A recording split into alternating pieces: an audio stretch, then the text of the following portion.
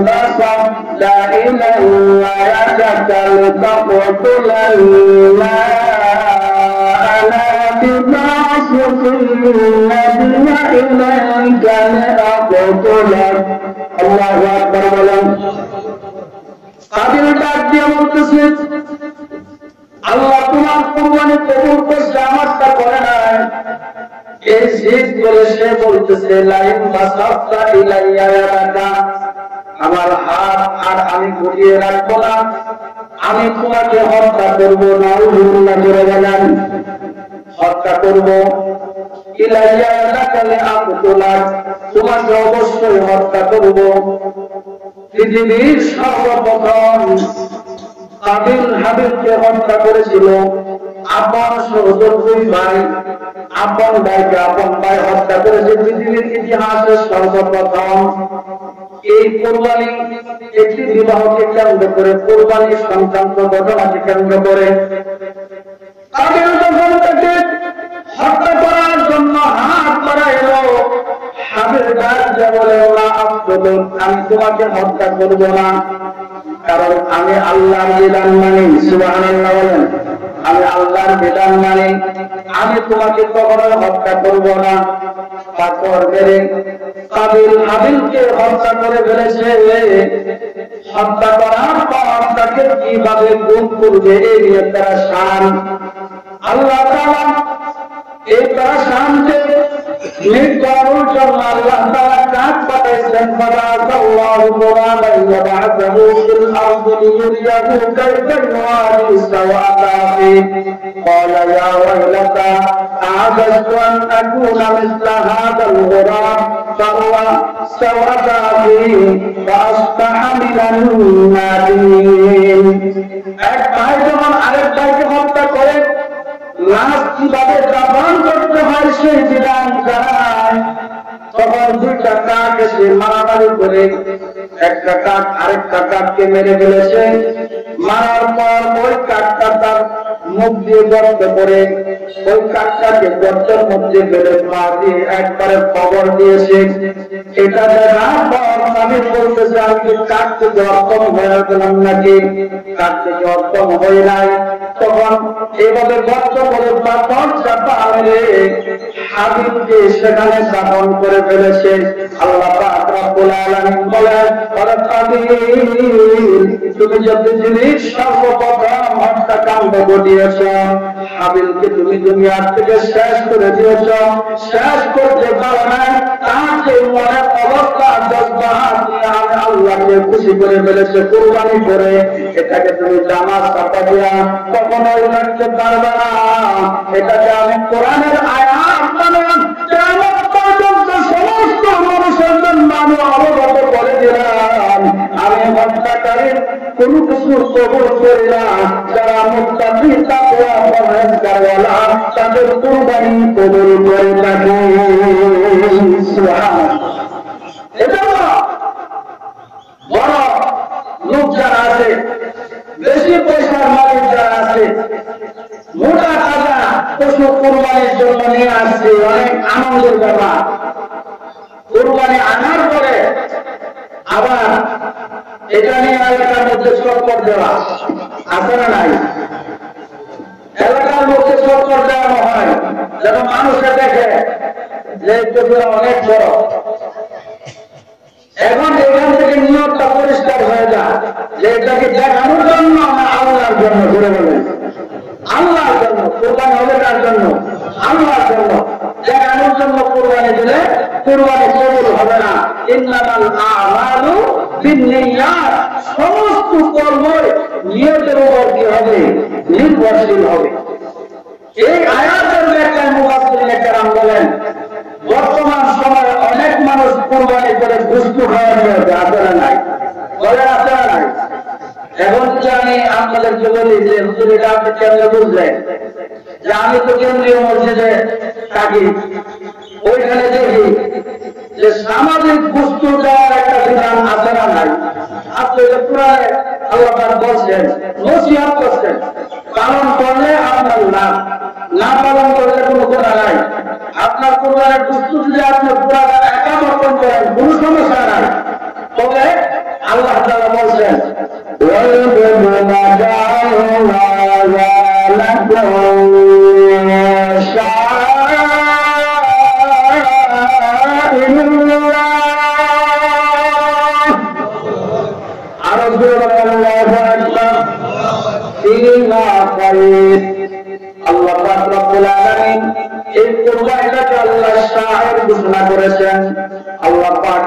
নিদর্শন ঘোষণা করেছেন। আল্লাহ পাক বলেন ফাকুলু মিনহা, এই কুরবানিটা তুমি খাও, তোমরা খাও। ওয়া আত'ইমুল কানিআ, তোমাদের আত্মীয় স্বজনকে খাওয়াও। ওয়াল মুহতাজ ওয়াল বারিসাল ফাকির, সমাজের মধ্যে যারা গরিব অসহায় এতিম আছে তাদেরকেও দাও। সুবহানাল্লাহ। আল্লাহ তাআলা নসিহত করেছেন আমাদেরকে যে তুমি খাও, আত্মীয় স্বজনকে দাও এবং যারা এতিম মিসকিন আছে তাদেরকেও দাও। এখান থেকে মুফাসসিরিন কেরাম বলেন কুরবানির গোশত 3 ভাগ করা মুস্তাহাব। 3 ভাগ করা কি মুস্তাহাব? একবার নিজের জন্য, আরেকবার আত্মীয় স্বজনের জন্য, আরেকবার ফকির মিসকিনের জন্য। এখন অনেক ভাই আছে কুরবানি দেয়, কুরবানি দেওয়ার পরে গরু যত চর্বি আছে সবগুলো চর্বি সামাজিক গরিব যারা আছে তাদের জন্য ভাগ করে নিয়ে আসে না নাই? বলে না আরে ভাই, যে আল্লাহ আপনাকে এই কুরবানির তৌফিক দিয়েছেন, যারা দেয় না আল্লাহ ইচ্ছা করলে তো তাদের মতো আপনাকে বানাইতে পারে। এটা কি কয়েক সেকেন্ডের ব্যাপার? আল্লাহ ইচ্ছা করলে পারেন, ঠিক কিনা বলে? ইচ্ছা করলে পারেন আল্লাহ। আপনার দাম্ভিকতা নিয়ে কুরবানি করবেন, কুরবানি কবুল হবে না, এটা বাহাদুরের কিছু নয়। এমন একটা ঘটনা ঘটতেছে, 2 ভাই, এক ভাই বড় লোক শিল্পপতি, আরেক ভাই মানুষের বাড়িতে বোতল লেখা খা, ঠিক কিনা? আরেক ভাই মানুষের বাড়িতে বোতল লেখা খা। আপনি কুরবানির দিন, আপনি তো কুরবানি যা সর্বপ্রথম রানের বস্তুটা বানাই দিচ্ছেন ঘরে, এটা পাঠ করে দুপুরে।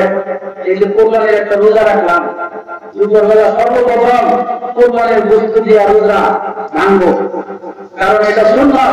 রাসূল বলছেন যে তোমরা কুরবানির বস্তু দিয়া এই কুরবানির ঈদের সর্বপ্রথম খাবার গ্রহণ করবে, এটা সুন্নাত। কিন্তু আপনি বানাইলেন বস্তু, আপনার যারা আপন ভাই তার তো সন্তানাদি আছে, আছে না নাই? আছে না নাই? তাদের কুরবানি জানতেছে না, তাদের মনটা একটু চাইতেছে না বস্তু খাইতে, প্রথম বস্তু খাইতে মনটা চাইতেছে না, চাইতেছে। আপনার দেন নাই, আপনার দেন নাই, কিন্তু আপনার মনের মধ্যে এটা উঠেই নাই, আপনার মনের ভিতরে এই জিনিসটা আসেই নাই, আপনি আনন্দ করে খাইতেছেন। আল্লাহ বলেন এই কুরবানির মধ্যে যে মনের তামান্না জজবাহাত যা পাওয়ার ছিল আমি পাই নাই, তোমার কুরবানি কবুল হবে না, ঠিক কিনা বলে? পক্ষান্তরে আপনার আপন ভাই দুনিয়া থেকে বিদায় হয়ে গেছে, সন্তানগুলো একদিন হয়ে আসে, সর্বপ্রথম যে বস্তু আপনি নিজের বাসার জন্য যা পাঠাইলেন সেখান থেকে এক টুকরা বস্তু আপনার বাইরের পরিবারের মধ্যে আপনি পাঠিয়ে দিলেন। আপনি বললেন এটাকে পাক করে খাওয়ানোর জন্য। আপনি যা খেলেন এতিমদেরকে তা খাওয়াইলেন। এতিম সন্তানরা তো ঈদের দিন আসলে এমনি বেকুল হয়ে আসেন। আজকে ঈদুল আজহার দিন মুত্তাকিনদের জন্য ইবাদতের দিন, আনন্দের দিন, মুত্তাকিনদের জন্য একটা গুরুত্বপূর্ণ দিন। এদিন অনেক সন্তান আছে যাদের বাবার হাত করে আজকে ঈদগাহের ময়দানে আসতেছে, ঠিক কিনা বলেন? যাদের বাবার হাত করে, বাবার হাতে হাত রেখে পায়ে পায়ে হেঁটে হেঁটে তাকবীর বলতে বলতে ঈদগাহের মাঠে আনন্দ সূত্রে আসতেছে। কিন্তু এই সমাজে অনেক মা আছে তার সন্তানকে জামা কাপড় পরিধান করা, সন্তানকে ঈদগাহের মাঠে পাঠাবে, তার বাবা নাই, আজকে অন্ধকার কবরে শুয়ে আছে, ঠিক কিনা বলেন? আরেকজনকে দাঁড় করে পাঠাইতেছি, সন্তান ডাক দেওয়ার মা আমি কার হাত করে ঈদগাহের মাঠে যাব? আমার মনটা চাইতেছে এই ঈদগাহের মাঠ দেখার জন্য, আমার মনটা চাইতেছে। তখন মা সন্তানের এই দাবি পূরণ করার জন্য ভাই আপন যারা আছে আছে তাদের হাত দিয়ে কিন্তু সন্তানকে ঈদগাহের মাঠে পাঠায়। এই সন্তানের মনে কি কুরবানি দেওয়ার মতো আকর্ষণ নাই? হ্যাঁ আছে, তার বাবা নাই বিদায় শেষ দিন হয়ে গেছে, এখন তার তৌফিক নাই। ওরে ভাই, তোমার তৌফিক আছে, আজকে তুমি ওই এতিমের প্রতি খেয়াল করো না। তুমি এত নিষ্ঠুর হয়ে গেছ, এত নিষ্ঠুর হয়ে গেছ, ওই সমস্ত এতিমদের ধন সম্পদ জায়গা জমি পর্যন্ত তুমি ভোগ করে যাইতেছো, বুঝে দাও নাই, কুরবানির গোশত দাও নাই। খোদার কসম করে বলতে পারি যে কোরবানি অত্যন্ত ফজিলতপূর্ণ আমলের একটা কোরবানি পশমে পশমে নাকি দাও, ওই কোরবানিটা আল্লাহর দরবারে কবুল হবে না, দেখে না, কবুল হবে না।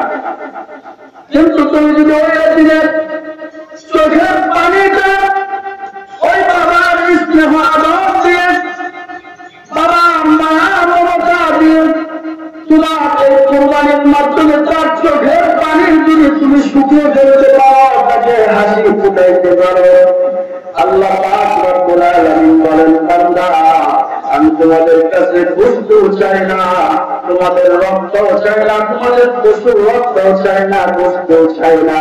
এই যে আমার বান্দাকে তুমি একটু হাসাই না, আমি আল্লাহ তোমার প্রতি খুশি হয়ে গেলাম। সুবহানাল্লাহ, আরো জোরে সুবহানাল্লাহ। এজন্য অনেকে আছে সামাজিক বন্ধনের জন্য শুধু চর্বি নিয়ে আসে, ঠিক কিনা বলেন? সেই মুস্তাহাব এর উপর আমল করে না, যদিও জায়েজ আছে পুরা বস্তু খাওয়া, কিন্তু আল্লাহর ওসিয়ত হলো, আল্লাহর নসিহত হলো 3 ভাগ করো। এজন্য মুফাসসিররা কেরাম বলে এটা মুস্তাহাব।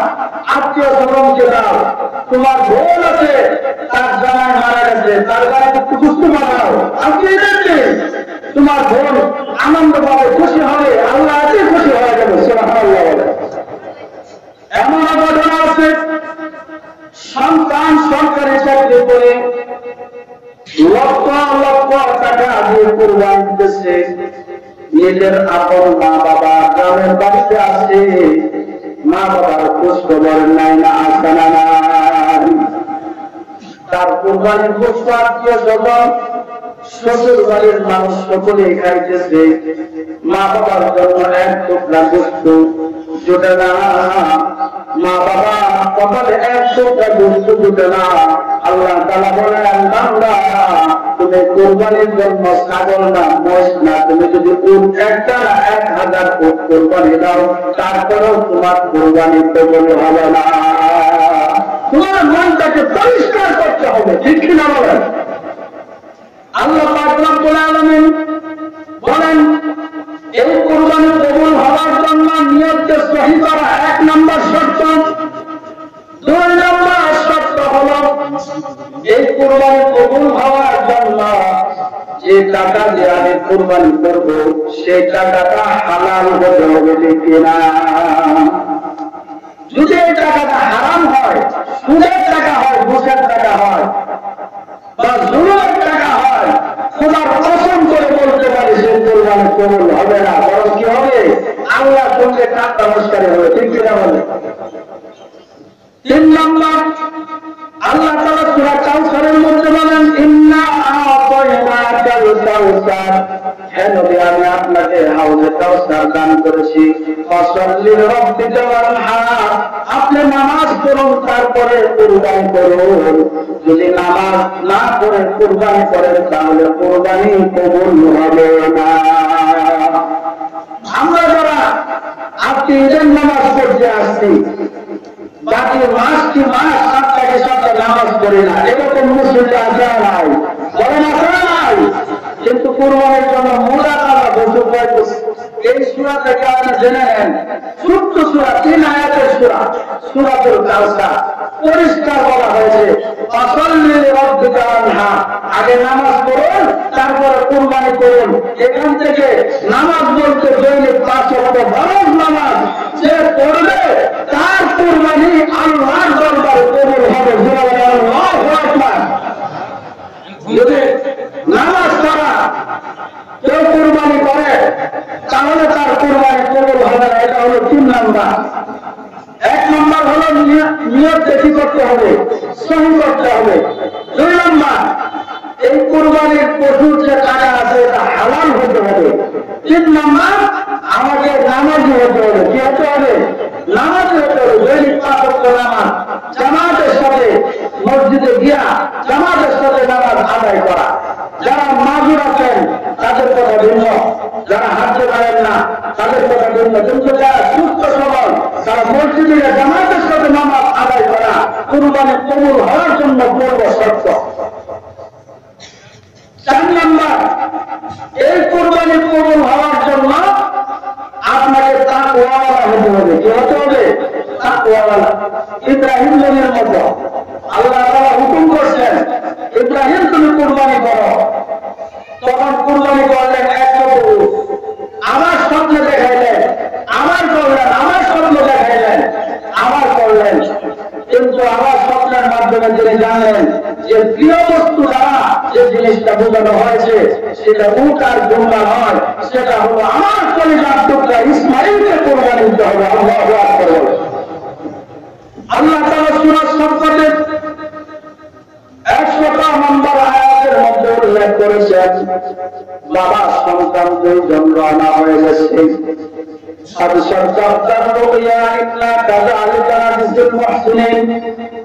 স্বপ্নকে সত্যের বাস্তবায়ন করার জন্য রওনা হয়ে গেছে। মিনা প্রান্তর ঐতিহাসিক জায়গা, সেই জায়গার মধ্যে রওনা হয়ে সন্তানকে কুরবানি দিবে একমাত্র তাকওয়া দেখানোর জন্য, আল্লাহ তাআলার কাছে পরীক্ষায় পাস করার জন্য। সেই মুহূর্তে আল্লাহ খলিল হযরত ইব্রাহিম আলাইহিস সালাতু ওয়াস সালাম কলিজার টুকরা সন্তান ইসমাইলকে জবাই করার জন্য একটু পরামর্শ করলেন যে বাবা, আমি স্বপ্ন দেখেছি প্রিয় বস্তুটাকে কুরবানি দিতে হবে। এই দুনিয়ার মধ্যে সবচাইতে আমার প্রিয় বস্তু তুমি ইসমাইল, তোমাকে আমার কুরবানি দিতে হবে। সন্তান ডাক দিয়ে বলল, ফালাম্মা আসলামা, বাবা আপনি কুরবানি দেন। ওয়াদাল্লাহু লিল জাবিন, আমাকে কুরবানির জন্য শোয়া গেলেন। সাতাদিবুনি ইনশাআল্লাহু মিনাস সাবিরিন, আমাকে আপনি ধৈর্যশীল করেন। বাবা কুরবানি করার জন্য সন্তানকে কাজ করে যখন শোয়াইল, এই মুহূর্তে সন্তান বলতেছে, বাবা চাকুটাকে ভালো করে দাঁড় করে নেন, তারপরে আমার হাত পা বাঁধেন, আমার জামা খুলে দেন। এই জামার মধ্যে যেন রক্ত না লাগে, যদি রক্ত মাথা জামা আমার মা দেখে সহ্য করতে পারবে না বাবা। এই জামাটা যেন রক্ত না লাগে, আমার মার কাছে গিয়া বলবেন, মা যেন কষ্ট না করে, মা যেন টেনশন না করে, মাকে সান্ত্বনা দিবেন, মার সঙ্গে জান্নাতের মধ্যে আমার দেখা হলো। সুবহানাল্লাহ। ঐতিহাসিক ঘটনা। সন্তানকে শোনানোর পর কুরবানি করার জন্য শরীর চাক্ষু ছাড়া দিলেন। আল্লাহু আকবার। জোরে বলেন, আরো জোরে আল্লাহু আকবার।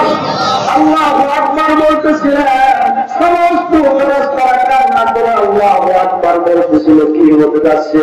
আল্লাহ যে জায়গা পাঠালেন হয়ে যায়, ওই যে হাবিলের দুম্বাটা জান্নাতের মধ্যে যে মোটা বাঁধা হয়েছে, ওই দুম্বাটা নিয়ে যাও। ইসমাইলের গলা শুয়ে লাগার আগে আগে হাত দুম্বা ছেড়ে দাও, যেন দুম্বাটা কুরবান হয়ে যায়, আর ইসমাইলের যেন কোনো কিছু না হয়। কারণ আমি আল্লাহ আমার খলিল ইব্রাহিমের যে মরার জজবা তামান্না যা পাওয়ার ছিল আমি আল্লাহ পেয়ে গেছি। সুবহানাল্লাহ।